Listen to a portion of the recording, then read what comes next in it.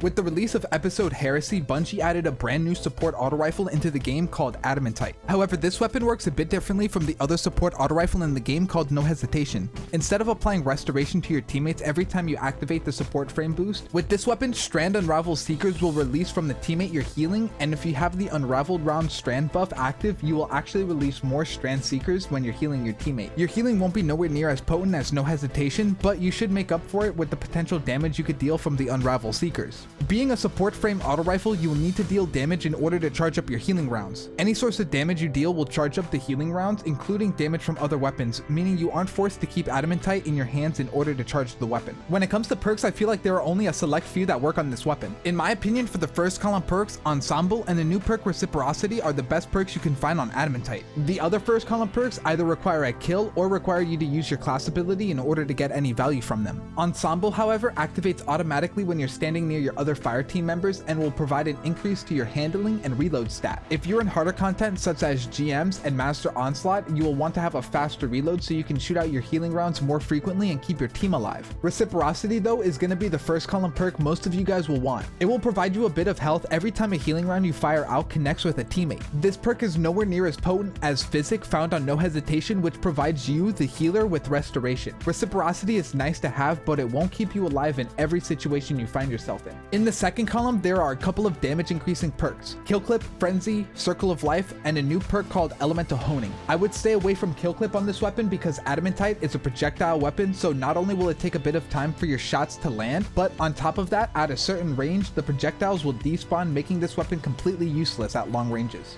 Frenzy or Circle of Life would be the damage perks I encourage you guys to go after. Frenzy will provide less of a damage increase over Circle of Life's 25%, but it makes up for that by increasing your reload speed, which, as we already went over, is very important to have on this weapon. With Circle of Life, you'll receive a 25% damage buff after you heal your team up a bit. The damage buff lasts for a generous 10 seconds, but Frenzy will last indefinitely until you get out of combat, and provides a 15% damage increase. In my opinion, the ideal combination for Adamantite is Reciprocity paired with Frenzy. You'll have the ability to heal yourself along with sending out Unraveling Seekers when you're healing your team, on top of also receiving a decent bump to your damage and reload speed. To farm for this weapon, you must open chests inside of the new Nether game mode where you explore the Dreadnought collecting roguelike buffs. Overall, I think Adamantite is a fantastic and welcome addition to the game that expands upon an amazing support archetype of weapons here inside of Destiny 2. And that's your god roll guide for the new support auto rifle Adamantite. Let me know what role you're chasing down in the comments, subscribe for more, and thanks for watching. I'll see you guys next time.